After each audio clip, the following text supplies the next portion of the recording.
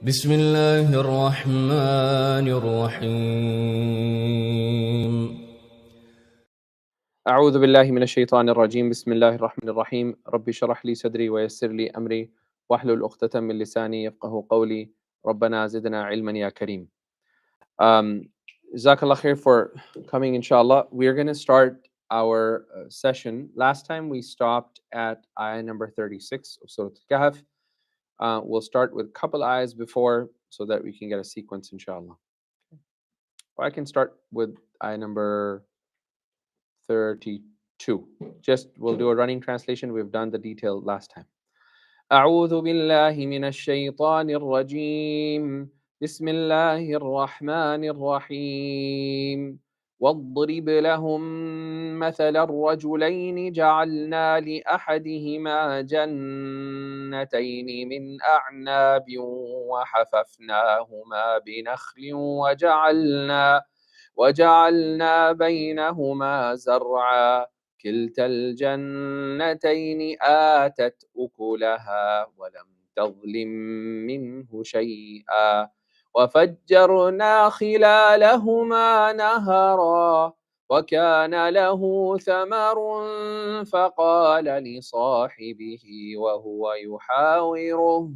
وهو يحاوره أنا أكثر منك مالا وأعز نفرا ودخل جنته وهو ظالم لنفسه قال ما أظن أن تبيد هذه أبدا وما أظن الساعة قائمة ولئن رددت إلى ربي لأجدن خيرا منها منقلبا قال له صاحبه وهو يحاوره أكفرت بالذي خلقك من تراب ثم من نطفة ثم سواك رجلا. بسم الله الرحمن الرحيم بسم الله والحمد لله والصلاة والسلام على رسول الله وبعد. So this is one of the many parables that Allah subhanahu wa ta'ala mentions in the Quran. As we mentioned that there are 43 parables in the Quran, Amthal. There are 43 parables or Amthal in the Quran, and this is one. And in this surah we have 3. So in this surah we have 3 of those parables. Allah subhanahu wa ta'ala says, وَاضْرِبْ لَهُمْ, and strike for them an example. مَثَلَ الرَّجُلَيْنِ, the example of two men. جعلنا لأحدهما جنتين, one of them we had created for them جنتين, 2 gardens. من أعناب, these gardens were of grapes. وحففناهما بنخل, and they were surrounded by palm trees. Nakhl is specifically palm trees that bear date palms. وجعلنا بينهما زرعا, and we had created in between them, i.e. between the 2 gardens, crops for them, his private garden, whatever he wanted. كلتا الجنتين آتت أكلها ولم تظلم منه شيئا. Both of these gardens, they, based on the effort that he had put in, آتت أكلها, they provided the produce and the yield as per the effort that was given. ولم تظلم منه شيئا, there was no shortfall, i.e. whatever effort was given, that's what was received. وفجرنا خلالهما نهرا, and Allah had caused a river to flow between the 2 gardens. The source, when Allah says وَفَجَّرْنَا, which means the رَأْسُ النَّبَى, right? The source of the river started from his garden. وَكَانَ لَهُ ثَمَرٌ, and he had thamar, he had resources, right? We said thamar can be recited how many ways? Thumrun, thumurun, thumurun, and thamarun. When it is thamarun, it refers to produce, i.e. yield from a crop. But if you recite thumrun or thumurun, which is the majority recitation, we read the minority opinion. Most of the Qur'an have recited it. وَكَانَ لَهُ ثُمُرٌ أو وَكَانَ لَهُ ثُمْرٌ. And when you say the word thumur, بِضَمِّ الثَّاء, with the dhamma or pesh on the tha, okay, and on meme, then it means malun kathir, lots of wealth. And it says al-mukhtalif al-naqdain, various different types of asset development, be it for today's day and age, stocks, yields, bonds, whatever, various different ways of people acquiring assets, real estate, whatever it is, investments in properties, investments in this, all of any form of asset. Okay, so فقال لصاحبه, so he said to his sahib, وهو يحاوره, and he was in a conversation with them. What did he say? What did we say about hiwar? Did we mention hiwar last time? Explanation of hiwar? The wood. Yes. So we said hiwar is the wood on which the pulley for fetching the water in a well is attached. And the movement of that wood is called hawr. And what does hawr do? It rotates one way and then the other way. Similarly, a conversation is I speak, then you speak, then I listen, and then you talk and I listen, and I talk and you listen. And that alternation, left and right or back and forth, that is referred to as hiwar, right? And similarly, it also means to return back to something, right? وَظَنَّ أَلَّيْ يَحُورُ. They thought they're not going to come back. There was going to be no return to Allah. So yahur also means to be able to go back to your origin. Okay? وَهُوَ يُحَاوِرُهُ. He was trying to convince him to go back to his original understanding. Or وَهُوَ يُحَاوِرُهُ, he was in a conversation in an alternation state of back and forth. أَنَا أَكْثَرُ مِنْكَ مَالًا. I have a lot more money than you. وَأَعَزُّ نَفَرًا. I have a lot more manpower. Today's day and age, the statement would be, I got a lot of employees. I have a bigger company. Look at me. You're sole proprietor. I have a corporation with 100 staff. I'm better than you. Okay. وَدَخَلَ جَنَّتَهُ وَهُوَ ظَالِمٌ لِنَفْسِهِ. So he entered in his Jannah, his garden, وَهُوَ ظَالِمٌ لِنَفْسِهِ. And he was already a transgressor upon himself. Why was he a transgressor upon himself? How can you transgress when you're entering your own property? Arrogance in the heart, i.e. the state that he entered the garden, the state that we enter our cars, the state that we enter our houses determines, yes, your house could be perfectly halal for you. But having a halal house does not mean that you cannot have transgression. So, وَدَخَلَ جَنَّتَهُ, he entered his garden. But the state was وَهُوَ ظَالِمٌ لِنَفْسِهِ. He was transgressor upon himself. The second is that a person may be given everything by Allah subhanahu wa ta'ala and he believes in Allah. But he says, who cares? Sanuki. Right? The 7 successful keys of Punjabi. Have you guys heard that? Right? So, Menuki, who cares? Whatever. Doesn't matter to me. Jo bhi hota hai, whatever, doesn't matter. So, ظَالِمٌ لِنَفْسِهِ, that when you transgress and you said, who cares? I really don't care about the boundaries of Allah subhanahu wa ta'ala. May Allah protect us, man. قَالَ مَا أَظُنُّ أَن تَبِيدَ هَذِهِ أَبَدًا. And one of the effects of this transgression internally is that you say statements of this nature. I don't think my prosperity is ever going to go away. Ever. This weekend, I was in Houston. And ironically, I was teaching the entire, we spent the entire 2 days back to back from the morning all the way till 9 p.m. at night, finishing the entire surah. And when we taught that, there was a brother who came to the Friday night halaqah. He was old brother, 58 or 57. And he was very vibrant. His kids were there. Everybody was there. And he said, Shaykh, I'm excited to come back tomorrow. Friday night, he becomes really sick. They take him to ER. And the doctors tell him that you've got 24 hours to live. And on Sunday, we prayed janazah on him. But what was really shocking for me to remember is that we can have two types of ends. وَهُوَ ظَالِمٌ لِنَفْسِهِ, that type of an end, that we're arrogant.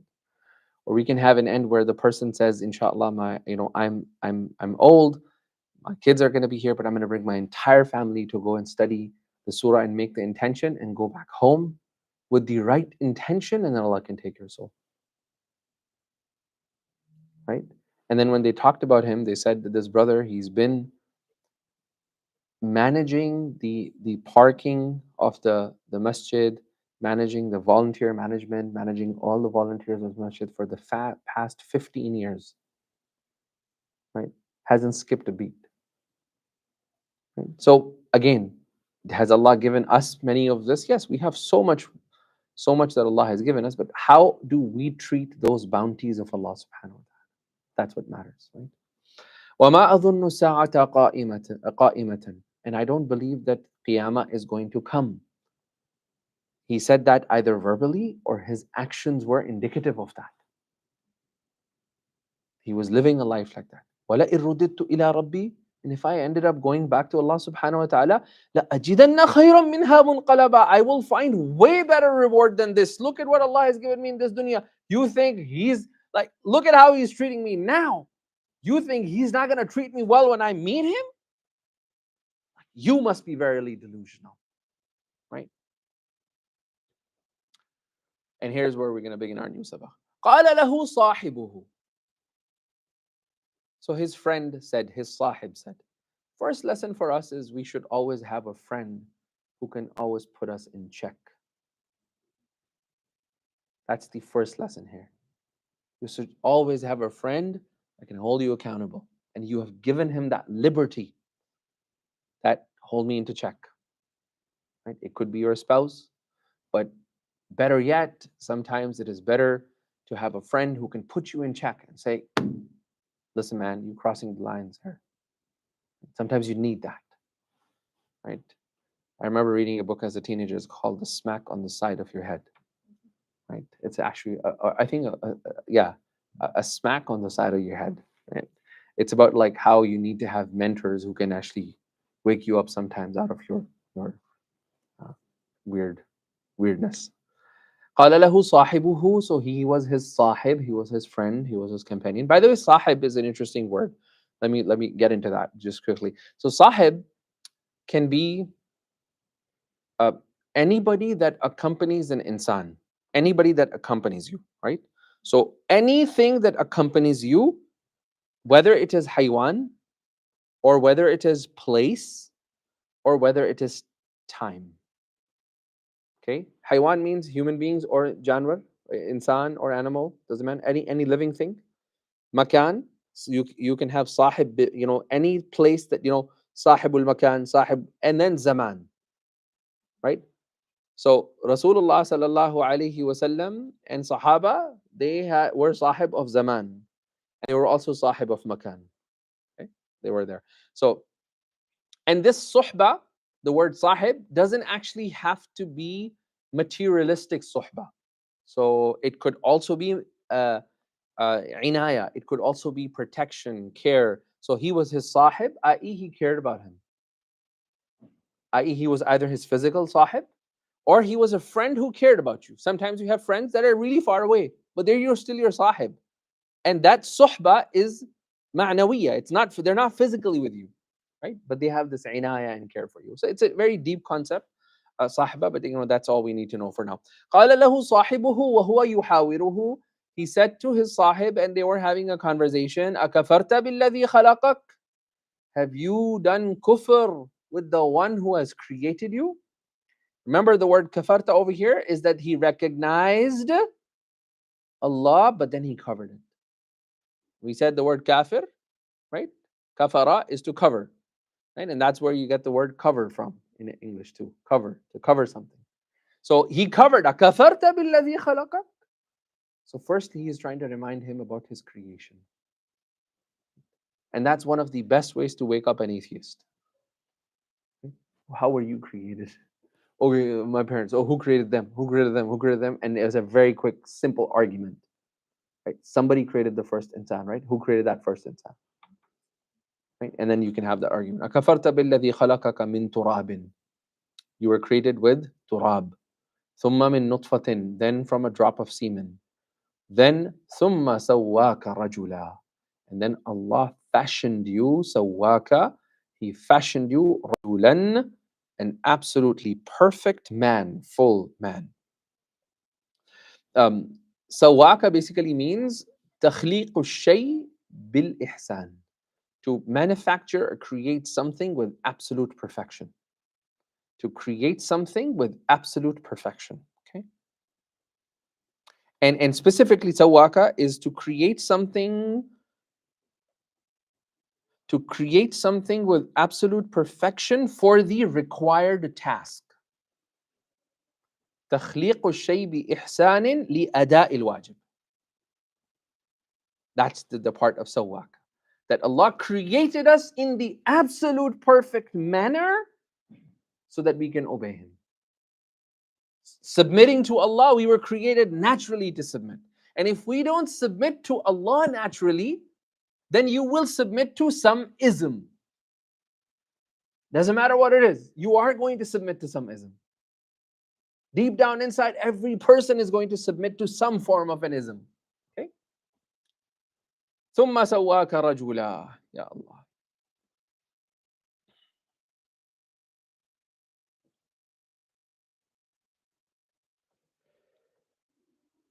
Then Allah subhanahu wa ta'ala says, لَكِنَّ هُوَ اللَّهُ رَبِّي.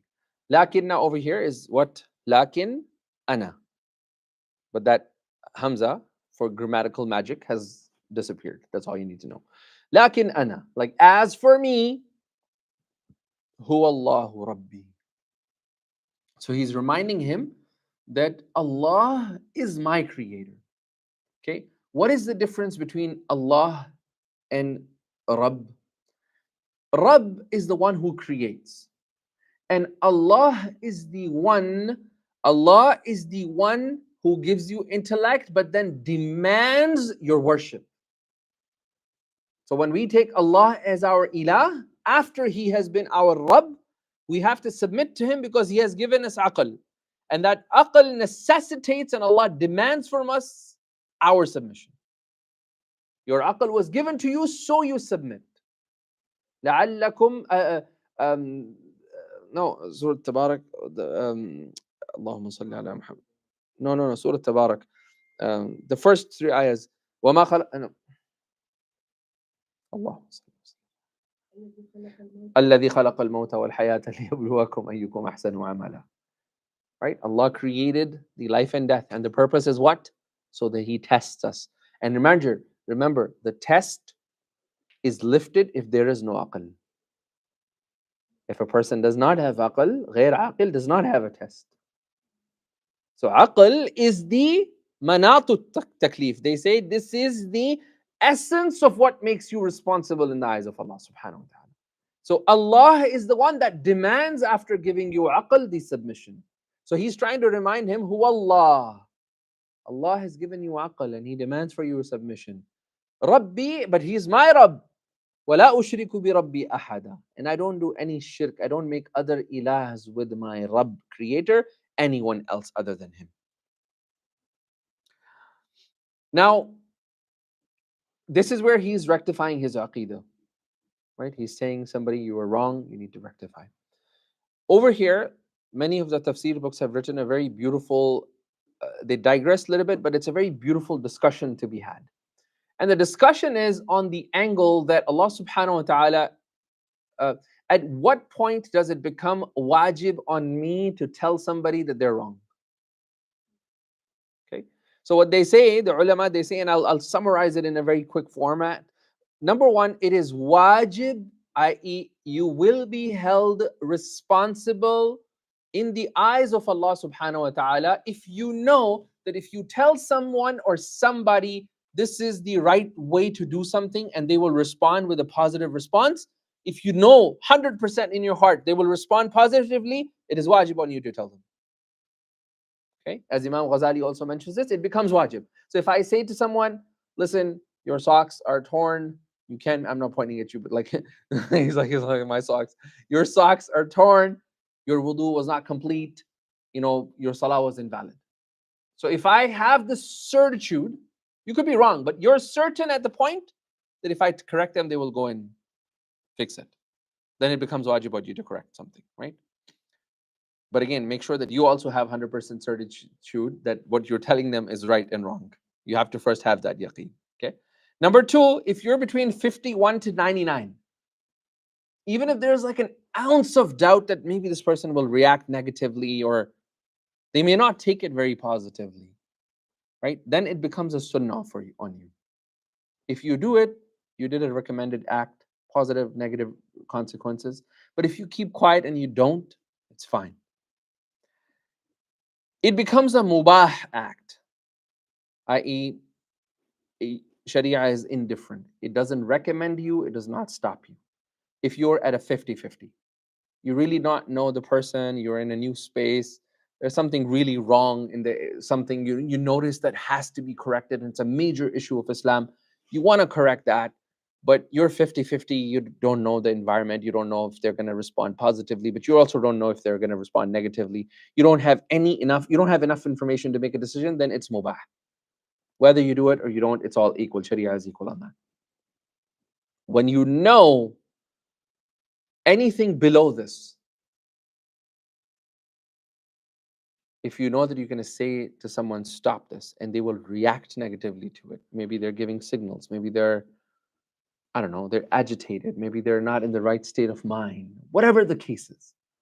If you know that that is happening, then it becomes, in certain circumstances, makruh tahrimi. You're not allowed to tell them to stop this. And in some circumstances, it becomes haram for you. It's amr bil ma'ruf, but it becomes, you're not allowed to tell them to do something because you know that it's going to have a negative impact. And it will only propel them in disobedience further.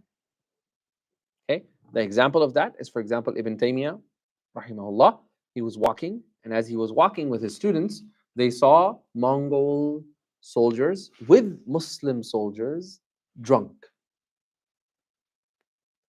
So the students, they got zealous in we need to stop our Muslim brothers, they're drinking, right? So Ibn Taymiyyah said, it is better for them to drink, because if they become sober, then they will go and rape our women. So in that case, it became haram for them to stop, because the two evils, lesser of the two evil, it is better for them to be engaged in that lesser of the two evil than to cause more harm in our society, right? So it's not very simple. Some people just say amr bil ma'ruf and then take the hadith. Now they become like the sunnah police, right? They're like, this is haram, that's wrong, this is like, it's just crazy. And I found that a lot, honestly. Alhamdulillah, America doesn't have that so much, even in Canada. But in UK, oh my God, UK is like next level. You go to the wrong masjid, they will check you up, down, top, bottom, every single way you can possibly. Like, I still remember I gave a lecture and I came back to pray, and then I was in salah, and the brother is like, roll up your pants. They're like, I'm about to lead the salah. And I'm like, you know what, brother, you should come and lead the salah. Right? And he's like, no, you lead. You're the imam, but roll up your pants. I was like, let's not make a scene about this. You come and lead the salah. So I moved back. After the salah, some guy's like, where's your topi? Like they have no, like, and if you go to the other wrong, like, it's very harsh there. It's very harsh. They need to have this this lesson. No, because they're turning away people. Same thing goes for some other times. And a lot of the sisters have messaged, they message on Instagram and stuff, like they'll go to the masjid for the first time. Right? And the person who's there, in all honesty, he's trying to respect the masjid. But you don't know where the sister is coming from. Maybe this is the first time she entered the masjid. Right? In Atlanta, I had a mother. After Jummah, she grabbed me and she started crying. I told you this before. She started crying and she said to me, Shaykh, you think Allah is going to accept my son? I said, what happened? And then she just started crying and crying and crying. And I'm like, I don't know what happened. And he's like, he was 16 when he entered the masjid, and somebody in Atlanta, and somebody scolded him, and he died at age 32, and this is the second time he's entering the masjid as a dead body. Right? So when we don't know this, we cause so much harm in our society. Right? May Allah protect us, and may my Shaykh used to say, Oh Allah, do not dispel others from the deen because of me. Like, let not me be the source of pushing others away from the deen. Then Allah subhanahu wa ta'ala says, وَلَوْلَا إِذْ دَخَلْتَ جَنَّتَكَ قُلْتَ مَا شَاءَ اللَّهِ. So the sahib, he says to him, why is it not that, when you entered, إِذْ دَخَلْتَ جَنَّتَكَ, when you entered your Jannah, قُلْتَ مَا شَاءَ اللَّهِ. You should have said, مَا شَاءَ اللَّهِ. لَا قُوَّةَ إِلَّا بِاللَّهِ. There is no power without Allah subhanahu wa ta'ala. I.e., all power belongs to Allah. This statement of La hawla wa la quwwata illa billah, there are numerous hadiths that are mentioned about it. One of them, one of the most profound ones, is the story of the Sahabi and the mother and the father. They came to Prophet sallallahu alaihi wasallam, and they said to Rasulullah sallallahu alaihi wasallam, "Inna ibna usir, our son has been captured captive. He went as a battalion and he was captured. What do we do, ya Rasulullah?" So Prophet sallallahu alaihi wasallam said, "Ma alaykum illa al-hawqala." You know what hawqala is, right? That's a short form of La hawla wa la quwwata illa billah. Right? You know how to say Bismillah ar-Rahman ar-Rahim, we say Basmala. Right? Similarly, La hawla wa la quwwata illa billah is hawqala. Right? That's the short form of that. So not it is on you to say La hawla wa la quwwata illa billah. So imagine the yaqeen of these mother and father. So they went back, they sat in their house, and for the next 3 days, all they did, pray, come back, La hawla wa la quwwata illa billah, la hawla wa la quwwata illa billah, la hawla wa la quwwata illa billah. Rasulullah said it. They had yaqeen. And he said, nothing will bring your son sooner. And then there's various narrations about it. It is from the one of the khaza'in. It has been given from the treasures from the throne of Allah subhanahu wa ta'ala. So many hadiths about that. What happened on the third night? The door knocks. They open the door and it's their son. And they get so happy and they said, come in. And it's the middle of the night. And it's like, what happened? How did you escape? And he said, last night, as they usually do, they gave me food. And the person who gave me food, he forgot to lock the prison. And then obviously the father is like, Mahadi laswat. What are these sounds that I hear? He said, oh, don't worry about it. They're not chasing me. I actually brought all of their camels and all of their sheep along with me.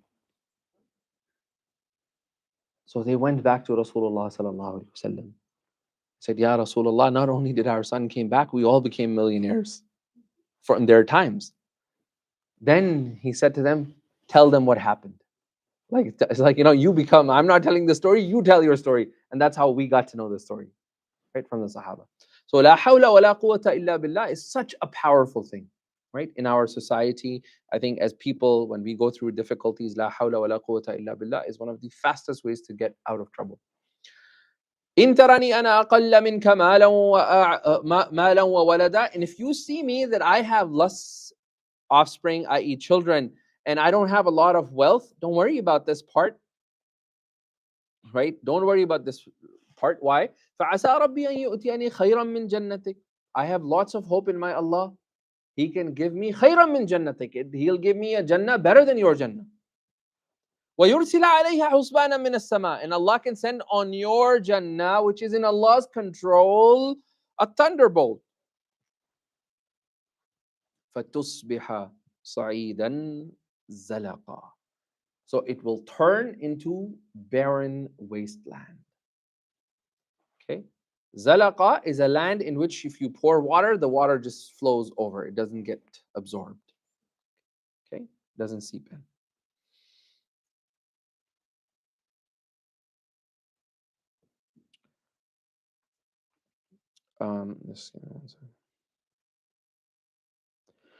There's a very beautiful hadith that is mentioned in reference to these two surahs.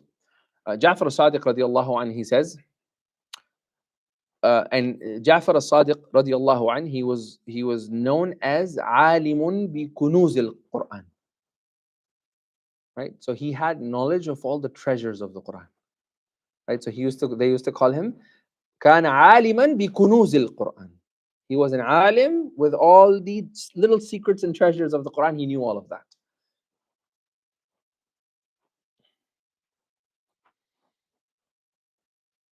So he said something really interesting.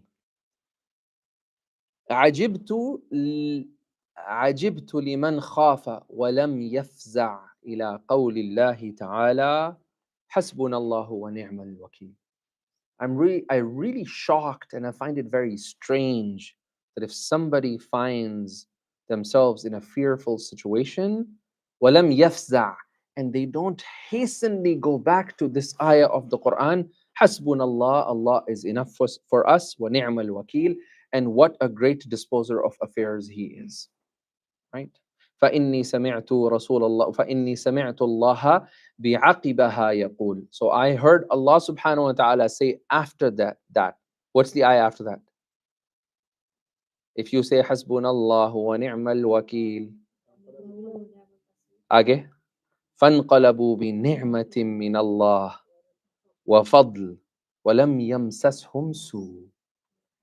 If somebody says حسبنا الله ونعم الوكيل نعم المولى ونعم النصير, Allah subhanahu wa ta'ala says, فَانْقَلَبُوا, so they returned back, i.e. whichever fear, wherever you were, you would come back, بِنِعْمَةٍ مِّنَ اللَّهِ, you would come back with the bounty from Allah subhanahu wa ta'ala.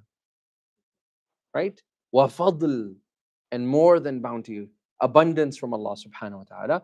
لَمْ يَمْسَسْهُمْ سُوءٌ, no harm would have touched them. Then he says, and this is why they mentioned this hadith. وَعَجِبْتُ لِمَنْ طَلَبَ الدُّنْيَا وَزِينَتَهَا. So I find it very strange that somebody wants all the dunya, right? You want zinataha, dunya, and all the trinkets in it. And he said, صاحب الطموح, i.e. this person has really high resolve. Tamah is basically to succeed at all costs. صاحب الطموح في الدنيا كيف لا يفزع إلى قول الله تعالى. How does that person not go back to the qawl of Allah subhanahu wa ta'ala, ما شاء الله لا قوة إلا بالله. This ayah, ما شاء الله لا قوة إلا بالله.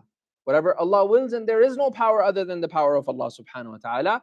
Why? Because I heard after that the ayah that came, فَعَسَى رَبِّي أَن يُؤْتِيَنِي خَيْرًا مِّن جَنَّةٍ. Allah is going to give you something better than the Jannah of whoever you're trying to chase, whoever you're after, whoever you're trying to get better than, you will get something better than that. Right?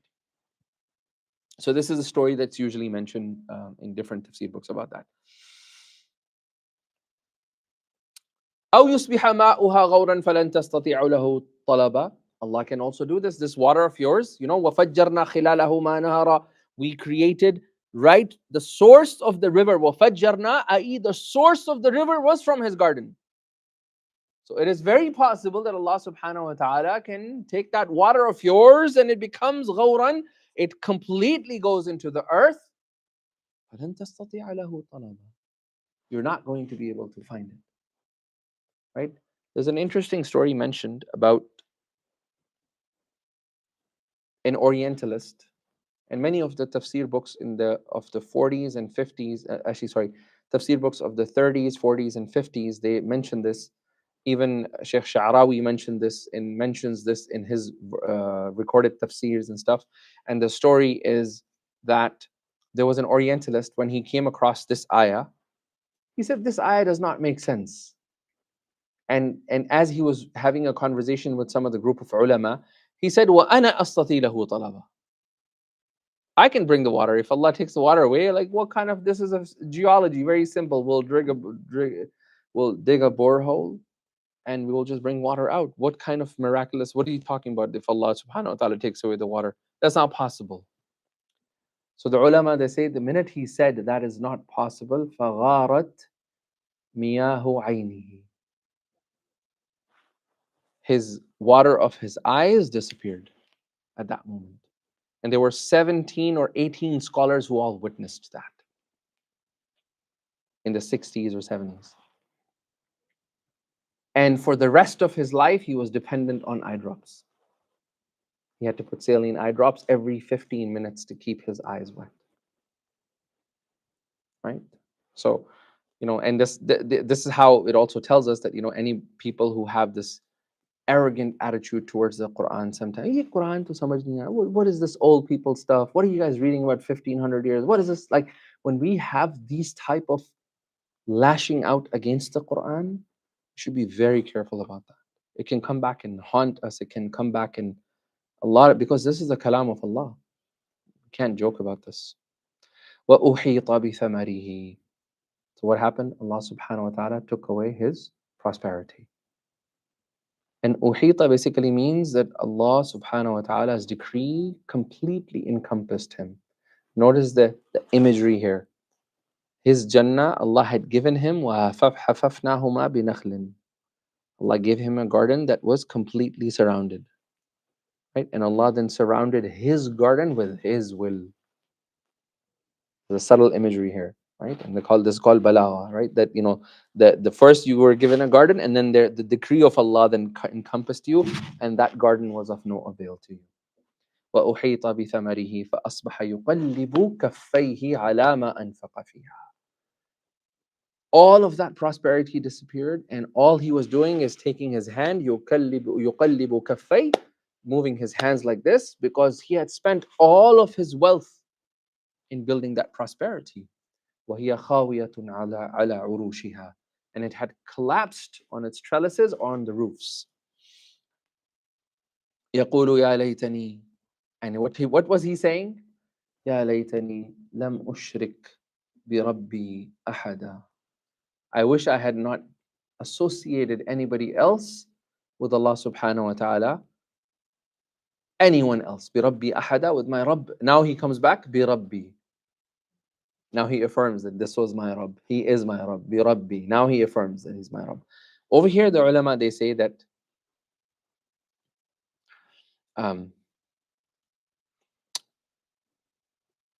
this part, lam ushrik, because he was a Muslim, right? This was shirk of not shirk akbar. This was not, he didn't say there is no Allah. This was that he took his money, his wealth, his career, his life, all of those things that distract us from Allah, he almost equated them as gods in his life. He may not have verbally said, these are my gods, but he lived his life like that. An example of that is, for example, one of the parents came to me, for the class that we're doing last night, and then they were like, they're like, our kids have exams, our kids have this and that, and doing these classes on the weekdays is, it's not practical, right? I said, so tell me, what is practical? He's like, we should only do deen on the weekend. And I'm like, I have to talk about this. And I said, listen, brother, I'm going to tell you something. Everything else that you're doing with your kids don't matter anything in front of Allah subhanahu wa ta'ala. You take them to a soccer game, don't matter anything in front of Allah subhanahu wa ta'ala. And if we cannot take out one day a week during a weekday for Allah subhanahu wa ta'ala, then who are we fooling? Right? People who want to do their MBA, they take out what, part-time MBAs. You got to do 2 days during the weekdays and you got to go on the weekend. Executive MBAs, right? People give that much, and then you have to do assignments on top of that. And then you pay $50,000 to go and do that. Or 100,000, I don't know how much our MBA is now. 100,000? Georgia Tech. You don't know? Okay. I think there are at least 100,000. But again, people pay money to go and do that MBA. Does that MBA guarantee money?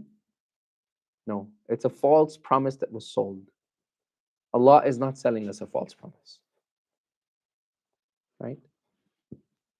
So this shirk is very scary, because it is the shirk which is called shirk asghar.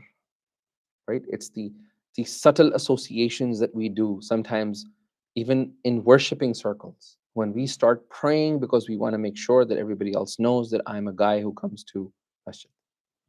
That's shirk asghar. Right? Shirk khafi. It comes in, it enters in our ibadah, it enters in every single aspect of our worship, and may Allah protect us from that, right? This is so scary, because you don't know if my amal, your amal, our class, our coming, my teaching, all of that is even accepted. Right? Abdullah ibn Mas'ud, he used to say, لو عرفت if I know that Allah subhanahu wa ta'ala has accepted from me one sajda, I will be happy. So he said, why? He said, because Allah subhanahu wa ta'ala says, إِنَّمَا يَتَقَبَّلُ اللَّهُ مِنَ الْمُتَّقِينَ. Because Allah only accepts from the muttaqi. So if I know that one of my sajda is accepted, at least I will have a surety that I have entered that element of taqwa. Right? Abdullah ibn Mas'ud. Abdullah ibn Umar radiallahu anh, he was sitting with Hudhayfa ibn Yaman. So Umar radiallahu anh got up to pray. So Hudhayfa grabbed him and said, La, ya Amir al-Mu'mineen. Don't read the janazah. Why did he say that? Munafiq. He grabbed Umar radiallahu anh and he said, La, ya Amir al-Mu'mineen, la tusalli. So Amir al-Mu'mineen is like, he looked at him and he said, Huwa? And he's like, is he from the list? And he said, Na'am. And then he started crying. Right? And he said, Anshuduka billahi ya Hudhayfa, qul li hal ana ala al-qa'ima. Am I on that list? Am I on that list? And Hudhayfa said, La ya Amir al-Mu'mineen, you're not on that list. And from this day onwards, I will not ever tell anyone not to get up. Because he felt like he broke the promise with Rasulullah sallallahu alaihi wasallam. So this is something so scary for us, that this small shirk, you have to be very, very careful about. وَلَمْ تَكُنْ لَهُ فِئَةٌ يَنْصُرُونَهُ مِنْ دُونِ اللَّهِ. And this is the reality when we trust and when we give all of our reins to human beings, when we entrust all of our worship and ibadah to other things, or when we do it for other reasons, other causes, then you will have nobody left to support you. وَلَمْ تَكُنْ لَهُ فِئَةٌ يَنْصُرُونَهُ مِنْ دُونِ اللَّهِ. You will not have anyone that can support you other than Allah subhanahu wa ta'ala. And Allah is like, وَمَا كَانَ مُنْتَصِرًا. The reality was he was never going to be helped anyways. هُنَالِكَ الْوَلَايَةُ لِلَّهِ الْحَقِّ. This is the crux of the entire story, where Allah subhanahu wa ta'ala says, that moment when you and we realize there is going to be nobody who is going to help us. You have lost hope from every single person in your life, every single individual that you trusted. Everyone has let you down. At that very moment, we come to this realization, or we should come to this realization, هُنَالِكَ الْوَلَايَةُ لِلَّهِ الْحَقِّ. That's where the true support of Allah only comes. When we recognize that we have no support other than Allah. When we recognize that, وَمَا كَانَ مُنْتَثِرًا, we're not going to get any help, that's when the true help comes. Right? Yunus alayhi salam, in the belly of the whale, right? In the depths of the ocean. ظُلُمَاتٍ فَوْقَ ظُلُمَاتٍ, darkness upon darkness upon darkness. That level, when he recognized there is no one, what did he say? La ilaha illa anta subhan. La ilaha illa ant. There's nobody that can get me out of here. La ilaha illa ant. Subhanak. You're sanctified. Inni kuntu min al-zalimin. I was at fault. Okay? And similarly, when Rasulullah sallallahu alayhi wasallam was in Ta'if, right? As Aisha radiallahu anha asked, what was the most difficult day for you? He said, when your qawm akhrajuni, when they kicked me out. And then when they kicked me out, what happened? I went to Ta'if and they rejected me. And when the angel came and he said, لَأَطْبَقْتُ عَلَيْهِمَ الْأَخْشَبَيْنِ, I'm going to take the two mountains and crush the city, O Prophet of Allah, if you give me the command. Right? He said, Insha'Allah, there will be people that will come from their progeny that will say, La ilaha illallah, leave them. That's when he gave up all the hope. Right? And when he gave up all the hope at that moment, that's where Allah subhanahu wa ta'ala, right after that, took him where? Isra wal Mi'raj. When he like, there was nobody who was going to help him. He lost his uncle. He lost Khadija radiallahu anha. He lost all support. He can't go back into Makkah. He has no refuge. How is he going to do this? that moment, when all support ended for him, that's where Allah's initial support began. Right? And this is what Allah does. When we are at the lowest moments, as one of my teachers used to say, when you are at the lowest part, when Allah sends you to the deepest parts of the ocean of your life and keeps you there, then He wants you to grab some gems from the seafloor, because when you will come back up, you will come with a lot of gems and a lot of pearls of wisdom that you will be able to part for the rest of the people. Now, after this, Allah subhanahu wa ta'ala, He starts the next part, which is the second method. Should we get into the second method? What time is it? How many minutes have we done so far? 45 minutes. Laptop's about to die. It's charging this and it's charging the camera. Alhamdulillah. Relax. Okay. I don't want to rush through the next method, because the next method has a lot for us to unpack. The next method has a lot to unpack. Yeah, I think I'm gonna pause here, because I don't want to skip a lot of this that is over here about. Yeah, I'm not going to skip all of this. So I think we'll stop over here, inshallah, just because I think the next method is, again, another example, another parable. وَضْرِبْ لَهُمْ مَثَلَ الْحَيَاةِ الدُّنْيَا. And there's a lot of parallels. And I had a presentation ready, but I think we didn't get to that today. We'll get to that, about why our life is like water, and then some of the recent research. Not recent, it's pretty old, actually. But maybe some people have forgotten. I think it was in 2006 or 7. So we'll do that, inshallah, next time. If anybody has any questions about this or any comments, feel free to ask. It started with the two brothers, right? Yes. And then it primarily focused on one. So was there like... Because the focus is on dunya. So it focused on the one who had dunya. And towards the end, it focused on the one who was trying to rectify him. Right? But then the next example is also about dunya. Right? And remember, the connection was that, the two classes before we talked about that, the connection was that the Quraysh came to Prophet ﷺ, where the Surah Kahf says, وَاصْبِرْ نَفْسَكَ مَعَ الَّذِينَ يَدْعُونَ رَبَّهُم. That's where Prophet ﷺ was commanded to go and sit with the poor people. Right? Why? Because the rich people didn't want, and then Allah told him, وَلَا تَعْدُ عَيْنَاكَ عَنْهُمْ تُرِيدُ زِينَةَ الْحَيَاةِ الدُّنْيَا. Then the entire conversation about dunya happens. And then Allah is like, here's an example of somebody who lived his life for dunya, and an example of somebody, both had similar starts. One invested his entire life and focus in dunya, so much so that he forgot Allah. And the other kept the dunya at bay, worked whatever he had to work with, but then didn't focus on that, but focus on his akhirah, and never forgot Allah in the process. Right? And then the next example, وَضْرِبْ لَهُمْ مَثَلَ الْحَيَاةِ الدُّنْيَا, is really interesting. But I don't want to skip that, because I've collected a lot of information on how our life is like water. Because the whole point of the method, Allah is like the primary example, and then I want to do that as a collective discussion. So, the example of our life is like water. Let's just pause here. How is my life like water?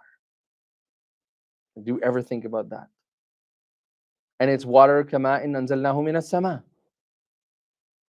So let's just pause and think, how is life like water in the first place? Right? And then we'll do a lot of that. I have around 8 or 9 major points, and then we'll learn from everybody else, inshallah, here. And then inshallah we'll stop with that. Next week the class would be at 7. Time is changing, so we'll all pray Maghrib at home. We'll come here, we'll start the class at 7, and it will go straight from 7 all the way to Isha, and then we don't have to end by 9, so we can do even longer classes. Yay. So we can finish the surah faster. Because at this pace, then if you guys have time, we can push it to like an hour and 15. Okay? So then since you guys come, you may as well benefit a little bit more, inshallah. Excellent. Yes, please. Yeah, always I thought Sahab is his brother. The other brother is advising him. It's not a brother, but Sahib saw the two brothers talking to each other. They are two brothers, but they're also talking about his suhbah. That the brothers. Sometimes you have brothers that they may not have suhbah, right? So he was also his friend. He's not actually brother, like he's his friend. No, it's an actual brother. So in the tafsir books, it says that there are two brothers from the same father, and they were left inheritance, and they both started at the same spot. But here, Sahab is not brother. No, it's the same brother, the same conversation. Same, yeah, It's the same brother, but the brother is being denoted as a sahib. yeah. That you're sometimes you have a brother that's a really friendly brother. You have friendship with your brother, right? Yeah. So it's still the same two people. Okay. Anybody else? Yes. The one who put mal as a virtue, he committed shirk. Because he placed that mal in a position where Allah subhanahu wa ta'ala should only be there. Actually, by the way, وَيُقَلِّبُ كَفَّيْهِ عَلَى مَا أَنْفَقَ فِيهِ, right? That, the second tafsir of that is he had everything ruined, and the money that he had, if you read the second tafsir of that, it says, وَيُقَلِّبُ كَفَّيْهِ عَلَى مَا أَنْفَقَ فِيهِ, that he was taking his money and he was like, what happened? That's the second tafsir of that. The minute you asked this question, that came. وَيُقَلِّبُ كَفَّيْهِ is referring to that, like he was like so engulfed in this worship that even when that happened, he went back to his money and he's like, what happened to my money? And he was still tossing that money. Right? And we see this all the time. Right? May Allah protect us from that level of dunya and that entrenchment of dunya sometimes that, yeah, it's sad. It's sad.